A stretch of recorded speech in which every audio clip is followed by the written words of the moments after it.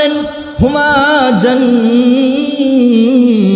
ওয়া নারুক, ও সন্তান রে, তোর মা বাবা তোর জন্য জান্নাত, তোর জন্য জাহান্নাম। যদি মা বাবার খেদমত করো, সেবা যত্ন করো, আদর যত্ন করো, খোঁজ খবর নাও, ওই মা বাবা তোকে জান্নাতের মেহমান বানায় দিবে। যদি মা বাবার সাথে অসৎ আচরণ করো, মা বাবার সাথে ভালো আচরণ করো না, খারাপ ব্যবহার করো, আছে না নাই, ওই মা বাবা তোর জন্য জাহান্নামের কারণ হয়ে যাবে। আল্লাহ বলেন ওয়াকাদা রাব্বুকা আল্লা তা'বুদু ইল্লা ইয়া ওয়া বিল ওয়ালিদাইনি ইহসানা। রবের ফয়সালা আল্লা তা'বুদু ইল্লা ইয়া, আল্লাহ তাআলা ছাড়া অন্য কারো ইবাদত করা যাবে না। এরপরেই রব যে কথাটা বলছে ওয়া বিল ওয়ালিদাইনি ইহসানা, পিতা মাতার সাথে সদাচরণের কথা।